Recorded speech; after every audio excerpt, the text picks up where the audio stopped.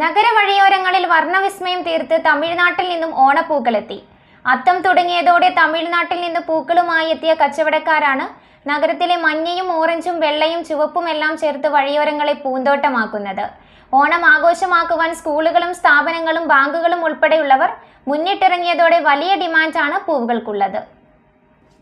നഗരവഴിയോരങ്ങളിൽ വർണ്ണവിസ്മയം തീർത്ത് തമിഴ്നാട്ടിൽ നിന്നും ഓണപ്പൂക്കളെത്തി.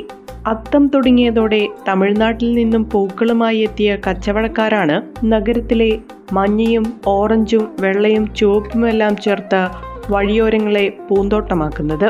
കൃഷ്ണഗിരി, ഗുണ്ടൽപേട്ട് തുടങ്ങിയ മേഖലകളിൽ നിന്നാണ് പ്രധാനമായും പൂക്കച്ചവടക്കാർ എത്തിയിരിക്കുന്നത്. മഞ്ഞ, ഓറഞ്ച്, വെള്ള നിറങ്ങളിലുള്ള ചെണ്ടുമല്ലി, വാടാമല്ലി, അരളി, ചുവന്ന ബട്ടൺ റോസ് എന്നിവയാണ് വഴിയോരങ്ങളിൽ നിറക്കാഴ്ച തീർക്കുന്നത്. കഴിഞ്ഞ വർഷത്തെ അപേക്ഷിച്ച് ഇത്തവണ വിലയൽപ്പം കൂടുതലാണ്.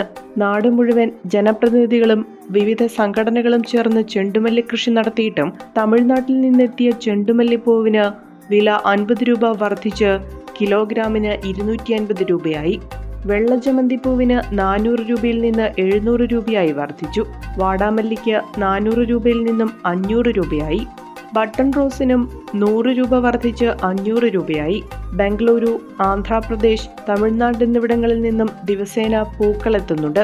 ആവശ്യത്തിനനുസരിച്ച് വിവിധ ഇനങ്ങൾ എത്തിക്കുന്നതിനാൽ ഓണക്കാലത്ത് പൂക്കളുടെ ലഭ്യതയ്ക്ക് കുറവുണ്ടാകില്ലെന്നാണ് കച്ചവടക്കാർ പറയുന്നത്. അത്തം തുടങ്ങിയതോടെയാണ് മൂവാറ്റുപുഴയിലെ വഴിയോര പൂവിപണി സജീവമായത്. തിരുവോണ ദിവസം ഉച്ചവരെ പൂക്കച്ചവടം നടത്തിയ ശേഷമേ ഇവർ നാട്ടിലേക്ക് മടങ്ങുകയുള്ളൂ. ആരെയും കൊതിയോടെ ഉണർത്തുന്ന ഹൈസയുടെ രുചിയും മണവും ഇനി നിങ്ങളിലേക്കും.